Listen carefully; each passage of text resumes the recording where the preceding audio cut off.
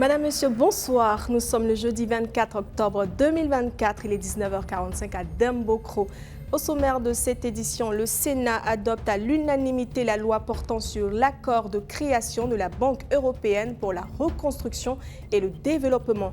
Cet accord vise à renforcer la coopération économique entre les pays membres et favoriser les investissements dans des secteurs clés.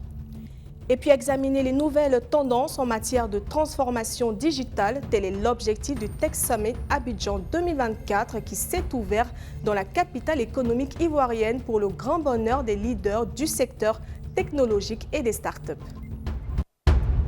La présidente du Sénat, Kondia Camara, a présidé hier mercredi à Yamoussoukro une séance plénière sur le projet de loi autorisant la ratification de l'accord de création de la Banque européenne pour la reconstruction et le développement. Après examen en commission, le texte a été adopté à l'unanimité. Pour finaliser son processus d'adhésion, la Côte d'Ivoire doit ratifier cet accord par voie parlementaire conformément aux dispositions de l'article 120 de la Constitution ivoirienne qui stipule que certains accords doivent être soumis à cette procédure. Cette procédure parlementaire n'est pas seulement une formalité, elle est essentielle pour assurer que la ratification de l'accord de la BERD soit conforme aux lois nationales, légitimes sur le plan démocratique, bien évaluée en termes d'impact et soumise à un contrôle approprié. Mesdames et messieurs les sénateurs, à l'issue du vote, nous avons le résultat suivant.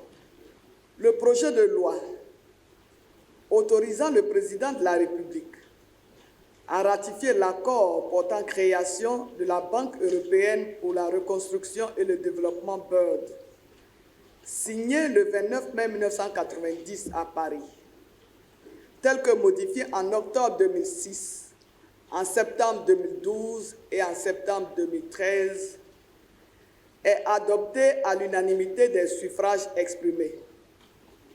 La prochaine séance publique se tiendra le mardi 5 novembre 2024 à 10 h. Elle aura pour ordre du jour la délibération du Sénat sur 3 projets de loi. Et après l'adoption de la loi sur la création de la BERD qui ouvre de nouvelles perspectives pour le financement du développement, parlons à présent d'innovation technologique avec la Tech Summit Abidjan 2024. Une centaine de responsables de start-up, développeurs, entrepreneurs, innovateurs et étudiants de Côte d'Ivoire et d'autres horizons ont pris part hier à l'ouverture à la Tech Summit Abidjan dans la commune de Cocody. Ce projet d'Africa DevSec est un groupe de spécialistes et entrepreneurs numériques qui a pour objectif de rassembler les acteurs de la technologie et du numérique pour faire de la Côte d'Ivoire le hub de l'entrepreneuriat technologique en Afrique francophone. Une centaine de responsables de start-up de Côte d'Ivoire et d'autres horizons, développeurs, entrepreneurs, innovateurs et étudiants ont pris part à l'ouverture du Tech Summit Abidjan 2024 dans la commune de Cocody. Ce projet d'Africa DevSec, un groupe de spécialistes IT et d'entrepreneurs numériques, a pour objectif de rassembler les acteurs de la technologie et du numérique afin de faire de la Côte d'Ivoire un hub de l'entrepreneuriat tech en Afrique francophone. Cet événement qui prend fin le 24 octobre est organisé par Advanced Systems avec la co-organisation d'INVEA sous le haut patronage du ministère de la Transition numérique et de la digitalisation de la Côte d'Ivoire. Nous avons organisé l'Africa DevSec pour un motif très crucial, c'est que les applications africaines soient développées à l'extérieur et ne sont pas adaptées aux réalités africaines.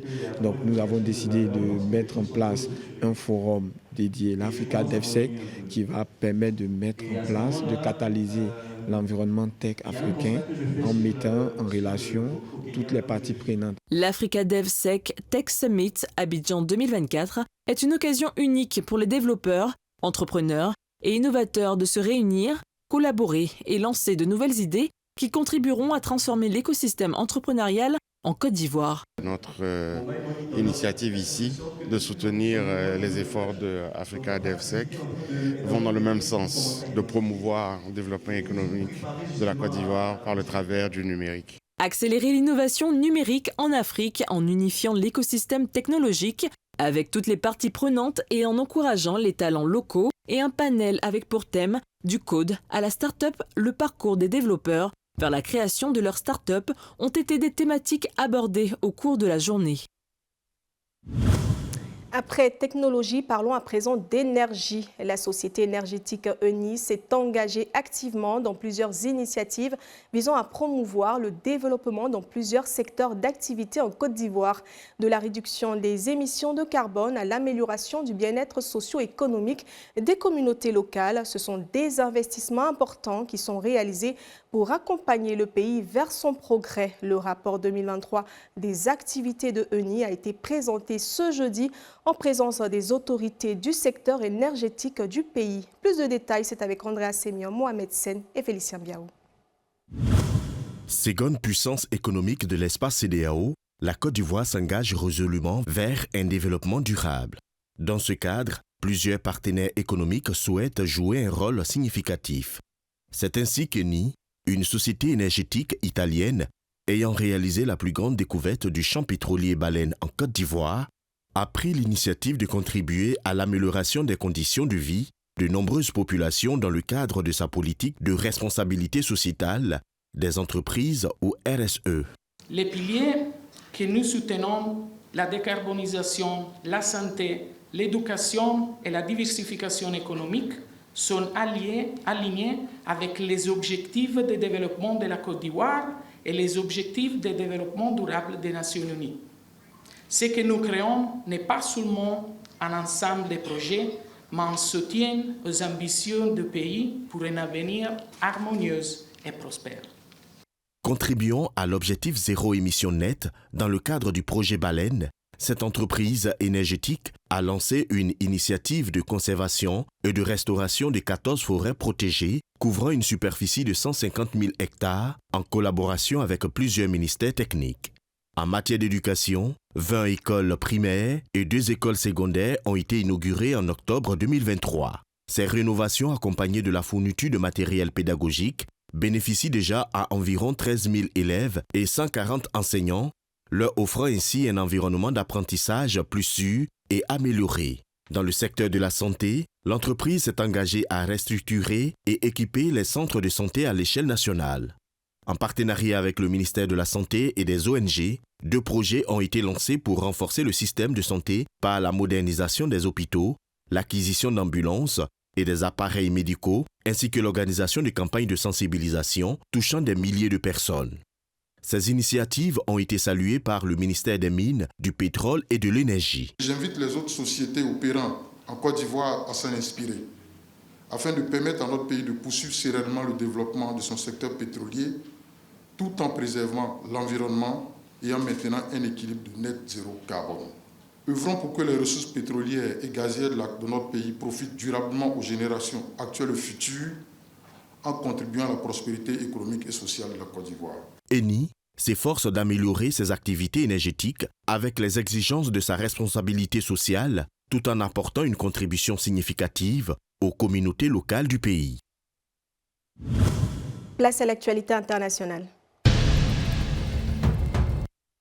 Au Niger, la suspension imminente de la production d'uranium par la société française Orano en raison de la fermeture des frontières menace 1600 emplois et pourrait gravement affecter l'économie locale. D'un autre côté, en République démocratique du Congo, le président Félix Tshisekedi envisage de réviser la Constitution, suscitant des controverses à l'approche des élections. Par ailleurs, l'Union européenne a prolongé ses sanctions contre le Burundi jusqu'à 2025 pour inciter à des réformes démocratiques. Et aux États-Unis, les électeurs de l'Arizona ont commencé à voter par anticipation dans une élection présidentielle aux résultats incertains. La société française Orano, spécialisée dans l'uranium, va suspendre sa production minière au Niger à partir du 31 octobre 2024 en raison de la fermeture des frontières avec le Bénin. Cette décision bloque l'exportation de 1050 tonnes d'uranium depuis 2023 et entraîne une perte de 300 millions d'euros pour Orano, mettant directement en péril 1600 emplois locaux. Malgré des efforts pour trouver des alternatives, aucune solution n'a encore été trouvée. Néanmoins, Orano a assuré à ses employés qu'ils seraient rémunérés jusqu'à la fin de l'année. Une solution rapide est cruciale pour atténuer l'impact sur l'économie nigérienne, qui dépend fortement de cette industrie. En République démocratique du Congo, RDC, le président Félix Tshisekedi a annoncé son intention de réviser la Constitution qu'il considère inadapté aux réalités congolaises. Lors d'un meeting à Kisangani, il a affirmé que ce texte, élaboré à l'étranger, nécessitait des modifications. Une commission nationale sera mise en place en 2025 pour travailler sur cette réforme. Toutefois, l'opposition, représentée par Hervé Diakiese du parti Ensemble pour la République, accuse Tshisekedi de vouloir modifier la Constitution afin de se maintenir au pouvoir et briguer un troisième mandat. Ce débat s'intensifie à l'approche des prochaines élections, alors que le parti présidentiel a déjà lancé une campagne de sensibilisation. Sur un autre front, l'Union européenne, UE, a décidé de prolonger ses sanctions contre le Burundi jusqu'en 2025. Initialement imposées en 2015 en réponse aux violations des droits de l'homme et à l'absence de réformes politiques, ces sanctions visent à encourager un dialogue inclusif pour rétablir la stabilité démocratique. Elles incluent des restrictions de déplacement et le gel des avoirs de certaines personnalités liées au régime. De plus, l'UE a suspendu toute aide directe au gouvernement burundais. À ce jour, le gouvernement de Bujumbura n'a pas encore réagi à cette décision. Enfin, aux États-Unis, l'Arizona, un État clé pour les élections présidentielles, a commencé le vote par anticipation pour départager Donald Trump et Kamala Harris. Ce scrutin, qui se déroule notamment à Phoenix, sur le campus de l'Université de l'Arizona, pourrait pencher en faveur des républicains ou des démocrates. Les opinions des électeurs sont partagées, reflétant l'incertitude entourant l'issue de cette élection. Le vote par anticipation et par correspondance, courant dans le système électoral américain, permet aux citoyens de s'exprimer avant la date officielle du scrutin, prévue pour le 5 novembre. Et c'est la fin de cette édition d'informations réalisée par l'ensemble de la rédaction. Merci de votre fidélité. Ne manquez pas le 12h45 de demain. Quant à moi, je vous retrouve avec le même plaisir à 19h45. Passez une excellente soirée en compagnie de l'équipe du Talk. Bonsoir.